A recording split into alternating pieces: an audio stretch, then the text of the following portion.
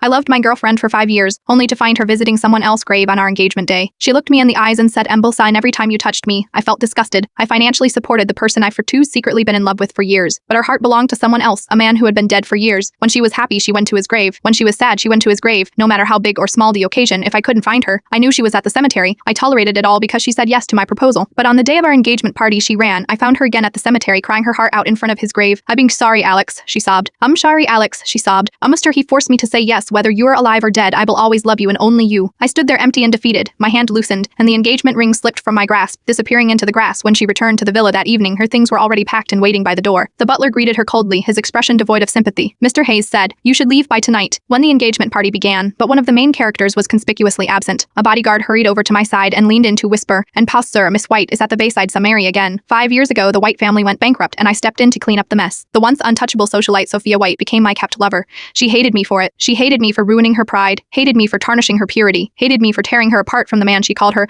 Mulprion true love, even though he had been gone for years. In the years we'd been together, I lost count of how many times I had found her at that cemetery, and there she was again, drunk and sprawled over Alex's tombstone. You sorry, Alex Bran. I don't want to get married, Wani, but what can I do? My parents begged me, forced me. They made me say yes to him. I'm sorry, Alex. I love you. I live only ever loved you. I've never felt anything for him." I walked up behind her, my footsteps quiet on the damp grass. "Not even a little?" I asked softly, my voice almost drowned out by the wind. Sophia froze. Unction, she turned to face me, her tear-streaked face twisting with anger. "This is all your fault," she yelled. "It's your fault I betrayed him." She threw herself at me, pounding her fists against my chest in a weak, drunken rage. I grunted, grabbing her wrists tightly as my vision blurred with emotion. "Tell me you don't mean it," I demanded, my voice hoarse. "Much 5 years together, day and night. Not once, not even for a moment." She looked up at me, her eyes sharp and defiant, her voice unwavering. "I hate you. Every time you touch me, I feel disgusted. I've never loved you, not even for a second." Her words were like a blade slicing through the fantasies I've built over 5 long years. I thought it didn't matter that she had her ghost. After all, he was dead. I thought that time would change things, that if I treated her well enough, if I gave her everything she wanted, she would eventually fall for me. Over the years, I gave her everything. When she wanted to break into the entertainment industry, I handed her the best resources. When she offended a powerful director, I personally smoothed things over. When the White family fell from grace and she was mocked at parties, I stood by her side and promised her no one would ever hurt her again. But none of it mattered. All my love, my devotion, it had earned me nothing but her hatred and contempt. I stared at her face, twisted in anger, and finally realized how pathetic I was. My so-called love was a joke. I let out a soft, bitter laugh as the engagement ring slipped from my fingers, vanishing into the grass. The party went on without her, and by the time she returned to the scene, the bride had already been replaced.